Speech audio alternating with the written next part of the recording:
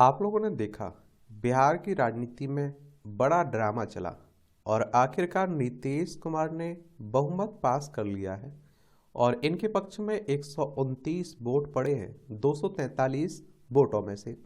क्योंकि बिहार में अगर आप लोग देखें तो 243 सीटें हैं विधानसभा में और यहाँ विधान परिषद में 75 सीटें हैं, राज्यसभा में 16 सीटें हैं, लोकसभा में 40 सीटें हैं। 98,940 वर्ग किलोमीटर में फैला हुआ है बिहार। देखिए, पटना इसकी राजधानी, अंतर्राष्ट्रीय सीमा नेपाल से लगती है, राज्यों में उत्तर प्रदेश, झारखंड और पश्चिम बंगाल से लगती है।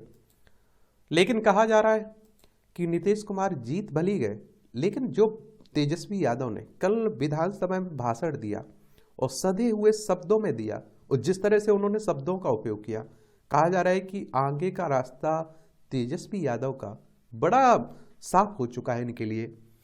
और इन्होंने कहा कि दशरथ अपने आप को राम बता दिया और पूरे जो नीतीश कुमार ने इनसे कहा उन शब्दों को इन्होंने रखा, तो बड़ा अच्छा भाषण था सबका।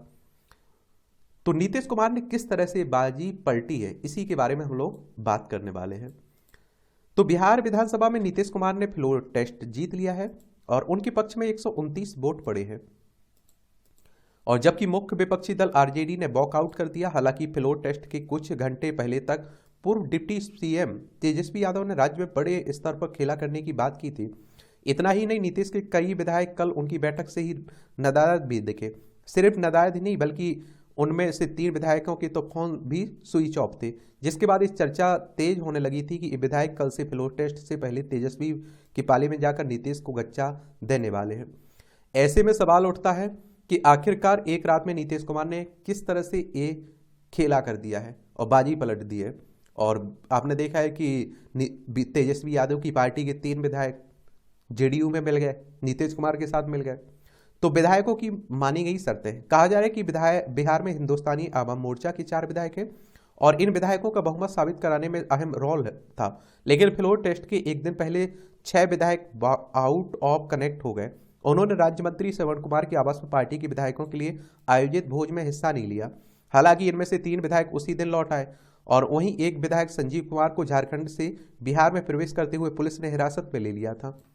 और आप देखिए कि नाराज विधायकों से नीतीश ने कहते हैं कि खुद बात की। सूत्रों से मिली जानकारी के अनुसार नीतीश कुमार ने सभी नाराज विधायकों से खुद फोन कॉल पर बात की और उन्हें बिहार विधानसभा में पहुंचने के लिए मनाया। जीतन राम मांझी को मनाने नित्यानंद को भेजा। नीतीश कुमार ने फ्लोर टेस्ट से एक दिन पहले नाराज मांझी को मनाने का काम केंद्रीय गृह राज्य मंत्री नित्यानंद राय को सौंपा। आज भी पूर्व मुख्यमंत्री जीतन राम मांझी बिहार विधानसभा में पहुंचने से पहले नित्यानंद उसके आवास पर करीब आधा घंटे रुके थे। इस दौरान दोनों नेताओं के बीच विश्वास मत की रणनीति पर चर्चा हुई। इस मुलाकात के दौरान हिंदुस्तानी आवाम मोर्चा के 4 विधायक भी वहां मौजूद रहे। क्यों नाराज थे मांझी? तो दरअसल नीतीश सरकार को समर्थन दे रहे हम प्रमुख और पूर्व मुख्यमंत्री जीतन राम मांझी फ्लोर टेस्ट से पहले कई बार मांग कर चुके कि उनका कहना है कि उनकी पार्टी को सरकार में 2 मंत्री दिए जाने का वादा किया गया था, उसे पूरा किया जाए। अभी सिर्फ मांझी के बेटे संतोष सुमन ही मंत्री बनाए गए हैं।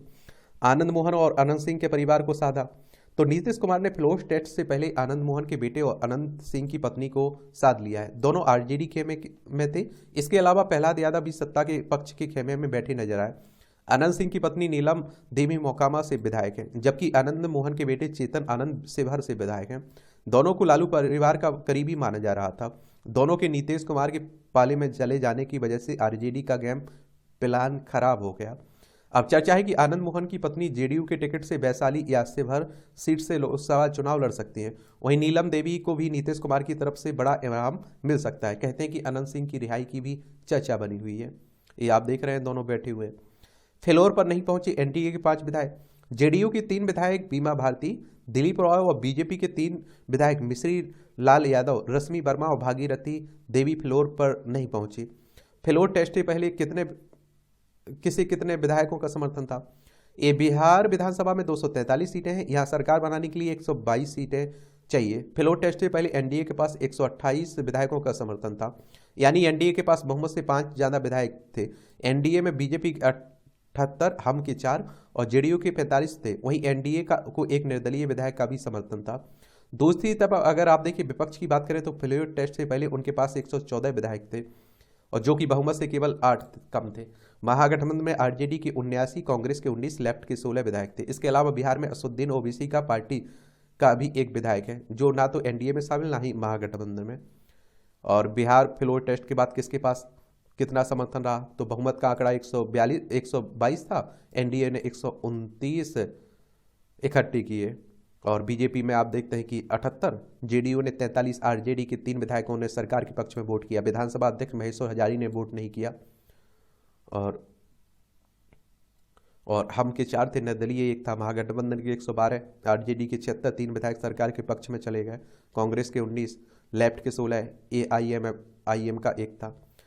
अब कैसे होता है फ्लोर टेस्ट, तो फ्लोर टेस्ट को हिंदी भाषा में विश्वास मत कहा जाता है, जिसके जरिए तय किया जाता है कि किसी भी राज्य के वर्तमान मुख्यमंत्री या सरकार के पास पर्याप्त बहुमत है या नहीं। फ्लोर टेस्ट में जनता के वोट के जीते हुए विधायक अपने वोटों के जरिए सरकार के भविष्य का निर्धारण करते हैं। यह सदन में चलने वाली एक पारदर्शी प्रक्रिया है। इसमें राज्यपाल किसी तरह का कोई हस्तक्षेप नहीं कर सकते। विश्वास मत के दौरान विधायकों या सांसदों को व्यक्तिगत तौर पर सदन में प्रस्तुत रहना होता है और सबके सामने अपना वोट यानी कि समर्थन देना होता है। अगर मामला केंद्र सरकार का हो तो ऐसी स्थिति में प्रधानमंत्री को साबित करना होता है उनके पास पर्याप्त सांसदों का समर्थन है या नहीं। लेकिन वहीं राज्य के मामले में विधानसभा में फ्लोर टेस्ट होता है, वहीं केंद्र सरकार की स्थिति में लोकसभा में फ्लोर टेस्ट होता है। फ्लोर टेस्ट में विधायकों या सांसदों को व्यक्तिगत तौर पर सदन में प्रस्तुत रहना होता है और सबके सामने आप देखते हैं वोट यानी कि समर्थन देना होता है। कौन कराता है फ्लोर टेस्ट? इस पूरी प्रक्रिया की जिम्मेदारी सदन के स्पीकर के पास होती है। अगर किसी राज्य में स्पीकर का चुनाव नहीं हुआ तो ऐसी स्थिति में प्रोटेम स्पीकर नियुक्त किया जाता है। एक तरह से अस्थायी स्पीकर होता है। हालांकि ये पूरी प्रक्रिया पारदर्शी होती है और संबंधित कोर्ट में ने भी अपने एक आदेश में इस बात का जिक्र किया है कि फ्लोर टेस्ट से संबंधित सारे फैसले ही प्रोटेम स्पीकर लेते हैं। वोटिंग की स्थिति में सबसे पहले विधायकों की तरफ से ध्वनि मत लिया जाता है। इसके बाद क्वोरम बेल बजती है और सदन में मौजूद सभी विधायकों को सत्ता पक्ष और विपक्ष में बंटने को कहा जाता है। और इस प्रक्रिया के दौरान विधायक सदन में बने समर्थन या विरोध वाली लॉबी की तरफ चले जाते हैं, जिसके बाद पक्ष में बहुत पहुंचे विधायक और विपक्ष में बटे विधायकों की गिनती होती है। फिर स्पीकर इसी आधार पर परिणाम घोषित करते हैं। गिनती के दौरान सत्ता पक्ष के पास बहुमत का आंकड़ा हो तो सरकार बच जाती है। अगर सरकार जादुई आंकड़े से दूर रही तो सरकार गिर जाती है। फ्लोर टेस्ट में फेल हुए तो क्या होगा? अगर कोई मुख्यमंत्री बहुमत परीक्षण में फेल हो जाता है तो उसे इस्तीफा देना पड़ता है। क्या करना पड़ता है? इस्तीफा देना पड़ता है। तो यही रहा है। नीतीश को चाणक्य कहा जा रहा है अभी तो।